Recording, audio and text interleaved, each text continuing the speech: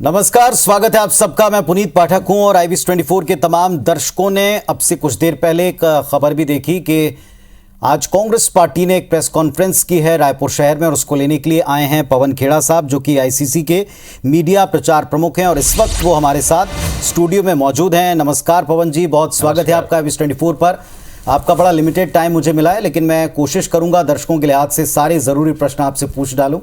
सबसे पहली बात यह है, आप एक उद्देश्य के साथ एक प्रेस कॉन्फ्रेंस में आज हमने आपको सुना, बड़ा ही सीरियस एलिगेशन आपने इस वक्त देश की सबसे मजबूत पार्टी के लीडर्स पर, बीजेपी पर लगाया। क्या आधार है इसका? पुनीत जी, आपने जो शब्द इस्तेमाल किया ये बहुत ही गंभीर आरोप है। यह आरोप से कहीं अधिक है, क्योंकि कुछ तथ्य हमने सामने रखे और बिल्कुल सही बोला आपने, गंभीर है। गंभीर इसलिए क्योंकि देश की सुरक्षा से जुड़ा हुआ यह मुद्दा है। ना केवल देश की सुरक्षा से जुड़ा हुआ मुद्दा है, आने वाली पीढ़ियों के भविष्य से जुड़ा हुआ यह मुद्दा है। जब सत्तारूढ़ दल के संबंध आतंकवादियों से साबित होते चले जाएं, एक बार नहीं, दो बार नहीं, तीन बार नहीं, 8 उदाहरण मैंने रखे सामने, तो फिर बहुत गंभीर सवाल उठता है और उसका जवाब मुझे लगता है प्रधानमंत्री को, गृह मंत्री को, इन सबको सामने आकर देना चाहिए। मैं नड्डा जी का नाम नहीं लेता, क्योंकि जो पार्टी चला रहे हैं वो हमें भी मालूम है कौन चला रहे हैं। लेकिन हर बार जब अभी आप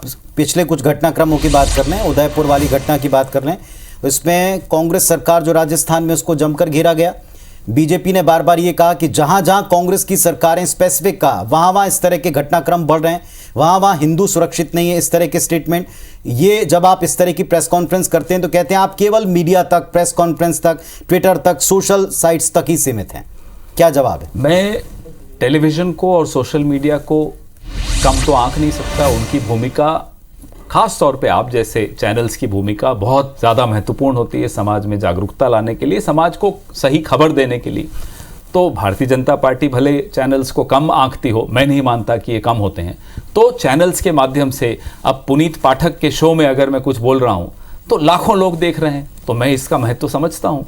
उदयपुर की घटना, रियाज अतारी नाम का आतंकवादी, आप देखिए क्रोनोलॉजी में, अमित शाह की ही भाषा में अगर मैं आपको कहूँ तो आप क्रोनोलॉजी समझिए। पहले नुपुर शर्मा कुछ विवादित बयान देती है। वो कौन है नुपुर शर्मा? उनका जो सामाजिक उनकी पहचान है वो तो भारतीय जनता पार्टी ने ही दी है, राष्ट्रीय प्रवक्ता रही उनकी। पहले वो एक विवादित बयान देती हैं, फिर उस बयान से भड़क कर रियाज अतारी एक आतंकी घटना को अंजाम देता है और कन्हैया लाल जी की हत्या कर देता है, बड़ी निर्मम हत्या कर देता है। वो आतंकी घटना से कम कुछ नहीं, दोनों भारतीय जनता पार्टी से। तो ये हो क्या रहा है? यह सवाल तो बनता है। नुपुर शर्मा भारतीय जनता पार्टी की, रियाज अतारी ने नवंबर 2019 में बाकायदा एक कार्यक्रम में सदस्यता ली।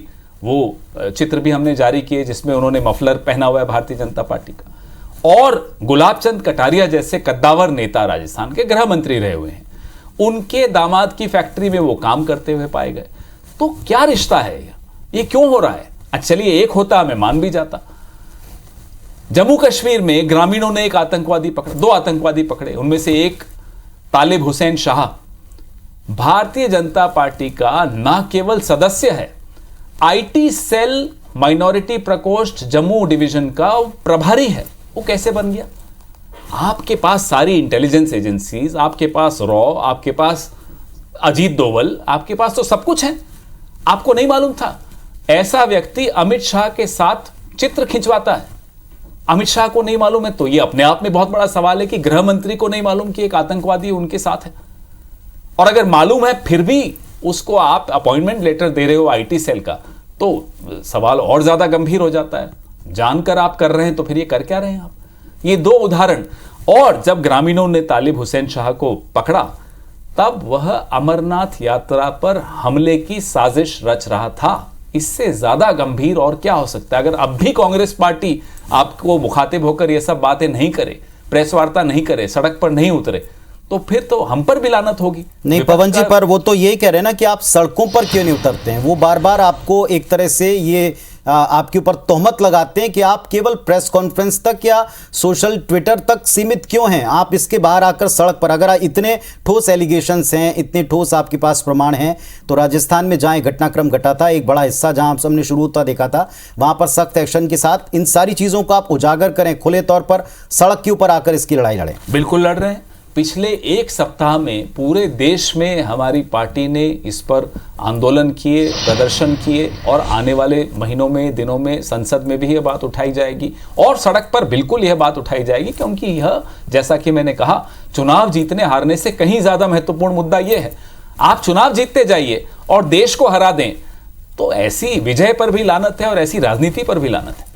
चलिए, इस वक्त राजनीति और जैसे आपने विजय का जिक्र किया, तो एक बड़ा इंपॉर्टेंट और एक पॉइंट चल रहा है देश में, वो है राष्ट्रपति चुनाव को लेकर। एनडीए अपने एक बड़ी मीटिंग कल करने वाला है और उसमें एक स्ट्रेटेजी बनाएगा और इसके ठीक कुछ घंटे पहले विवेक तनखा साहब, कांग्रेस पार्टी के सीनियर जो सांसद महोदय हैं, वो ये कहते हैं, जो कानून के भी जानकार हैं, कि साहब अर्थमेटिक हमारे फेवर में नहीं है। और अभी हमने देखा था यशवंत सिन्हा जी आए थे, लगातार वो कहते थे कि ये लड़ाई बहुत ज़रूरी है, कभी भी कुछ भी हो सकता है। आपके एक लीडर कह रहे हैं अर्थमेटिक आपके पक्ष में नहीं। देखिए, भले अर्थमेटिक पक्ष में हो ना हो, वो मायने नहीं रखता। हमारा काम है राष्ट्रपति चुनाव के माध्यम से हम अपनी बात सबके सामने रखें।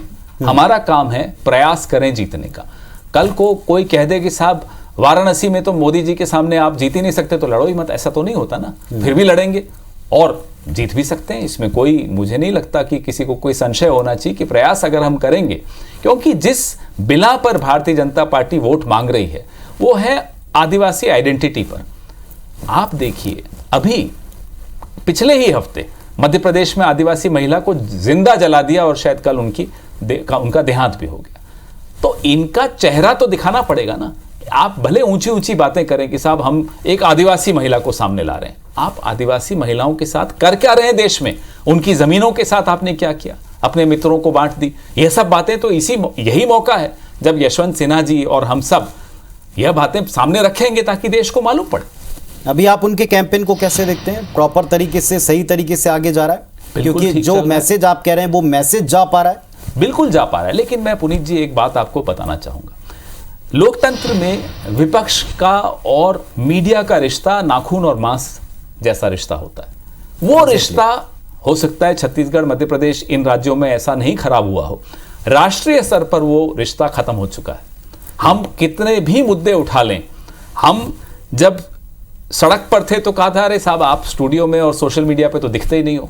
हम स्टूडियो और सोशल मीडिया पे लड़ाई लड़ते हैं तो कहते हैं साहब आप सड़क पर नहीं दिखते। हमने सब मुद्दे उठाए, वो कोविड का हो, किसानों का हो, नोटबंदी का हो, जीएसटी का हो, अर्थव्यवस्था का हो, बेरोजगारी का हो, राफेल का हो, और अब ये आतंकवादियों का जो भारतीय जनता पार्टी से रिश्ता है वो हो। तमाम मुद्दे राहुल गांधी हमेशा उठाते आए हैं। लेकिन मीडिया को भी अब हमारा साथ, इसलिए नहीं कि हम कांग्रेस पार्टी में हैं, लोकतंत्र के स्वास्थ्य के लिए आवश्यक है कि मीडिया विपक्ष की बात को प्रखर तरीके से सामने रखे। हालांकि यशवंत सिन्हा जी का नाम पहले आ गया था, लेकिन जब से द्रौपदी मुर्मू जी का नाम सामने आया और कांग्रेस पार्टी के साथ में रहे कई सारे दल उनका समर्थन कर रहे हैं, क्योंकि वे एक आदिवासी फेस हैं, जैसा आपने कहा, महिलाएं और जिस तबके से, जिस संघर्ष के बैकग्राउंड से वो आती हैं, लोगों ने उसको अपना खुलकर सपोर्ट दिया। कांग्रेस नहीं दे रही, इस पर भी तोहमत लगाई कि ये आपका असल चेहरा है। देखिए, हाथी के दांत खाने के और दिखाने के और। पहले भारतीय जनता पार्टी, मुझे लगता है अगले 24 घंटे में, आप राष्ट्रपति चुनाव का प्रचार तो कर ही रहे हैं, भारतीय जनता पार्टी को तमाम आदिवासी महिलाओं से, आदिवासी तबके से माफी मांगनी चाहिए। जो मध्य प्रदेश में आदिवासी महिला के साथ हुआ, वो क्यों नहीं माफी मांग रहे?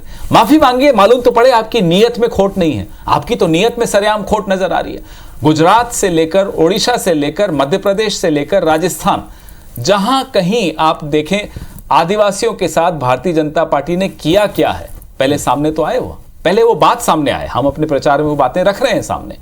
सिर्फ ये कह देना कि द्रौपदी मुर्मू जी, उनके संघर्ष को हम सलाम करते हैं, इसमें कोई शक की बात नहीं कि कोई भी संघर्ष करके सामने आए हम उसका सम्मान करेंगे, लेकिन सिर्फ उसको एक सिंबॉलिक दर्जा दे देना कि क्योंकि द्रौपदी मुर्मू जी को आप राष्ट्रपति चुनाव लड़वा रहे हैं, राष्ट्रपति बनाना चाह रहे हैं, आपकी जिम्मेदारी आदिवासियों के प्रति समाप्त हो गई।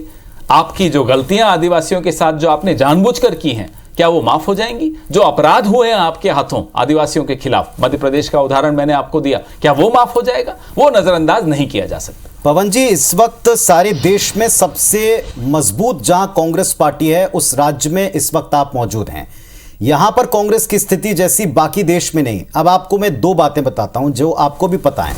आपने जब से जिम्मेदारी संभाली उसके पहले से आप एक दौर देख रहे हैं कि जब राष्ट्रपति चुनाव की बात हो, जब विपक्ष को एकजुट करना हो तो फिर दीदी आगे होती हैं, जब राष्ट्रपति चुनाव में मीटिंग को लीड करना हो, महाराष्ट्र के संकट पर कोई बात करनी हो, दीदी लीड करती हैं। कांग्रेस पार्टी अपनी भूमिका से कहां चूक रही? वो क्यों विपक्ष का एक मजबूत चेहरा बनकर सामने नहीं आती? जब हम आपको एक मजबूत विपक्ष के तौर के ऊपर, एक विकल्प के तौर पर नहीं देख पाएंगे, दिखा पाएंगे, तो हम आगे क्या उम्मीद करेंगे लड़ाई की? पुनीत जी, पिछली लोकसभा चुनाव में 2019 के चुनाव में 11 करोड़ से ऊपर वोट कांग्रेस पार्टी को मिला। इस देश की हर गली में, तो मैं कम बोल रहा हूं, हर घर में एक कांग्रेसी है, एक कांग्रेस का समर्थक है, ये मैं दावे के साथ कह सकता हूं। हर मोहल्ले में, हर गली में। और कांग्रेस की एक विरासत और एक इतिहास है। अब उस विरासत और इतिहास को कोई नजरअंदाज करना चाहे वो कर ले, इस देश का एक एक नागरिक उसको नजरअंदाज नहीं करता है। अब हम मुद्दे उठाते हैं, किसी व्यक्ति को सामने आना चाहिए मुद्दे उठाने के लिए, मैं नहीं मानता उसको ज्यादा महत्वपूर्ण है। व्यक्तिवादी राजनीति से कहीं बढ़कर मुद्दा की राजनीति होती है, और मुद्दा उठाने में कहीं कांग्रेस पार्टी चूकी हो तो आप जो सजा देंगे वो मंजूर है। चलिए, एक अंतिम बात, कांग्रेस को आप कहां खड़ा पाते हैं? बिल्कुल शॉर्ट में जवाब दीजिएगा, क्योंकि लगातार बीजेपी कहती है कांग्रेस साफ है, कांग्रेस साफ है, कहीं पर नहीं है, लोगों ने उनको घर बिठा दिया, तरह तरह के जुमले बना बनाकर आपके ऊपर लगाए जाते हैं। ये 18 घंटे जागने वाले लोग, इनसे अब इस देश को सावधान हो जाना चाहिए, क्योंकि 18 घंटे में से ये 14-15 घंटे यही काम करते रहते हैं। कांग्रेस साफ है, कांग्रेस के खिलाफ अलग अलग वीडियोस कैसे फेक चलाने हैं, ये सब अब इस देश में नहीं चलने वाला। कांग्रेस जहां खड़ी थी वहीं खड़ी है। इस देश के हितों की रक्षा के लिए, संघर्ष करने के लिए कांग्रेस सबसे आगे खड़ी है और खड़ी रहेगी। चलिए, पवन खेड़ा साहब एआईसीसी के मीडिया प्रचार प्रमुख, बड़ी ऊर्जा के साथ में वो अपनी जिम्मेदारियों को, दायित्वों को निभाते हैं, और इस मंच पर आकर उन्होंने थोड़ा वक्त IBS24 को दिया एक्सक्लूसिव बातचीत के लिए। शुक्रिया आपका। विभिन्न मुद्दों पर जो आपने अपनी बात रखी है, और तमाम दर्शकों के लिए भी निश्चित तौर पर यह सेशन कांग्रेस के लिहाज से जवाब मिलने वाला रहा होगा। धन्यवाद। धन्यवाद पुनीत।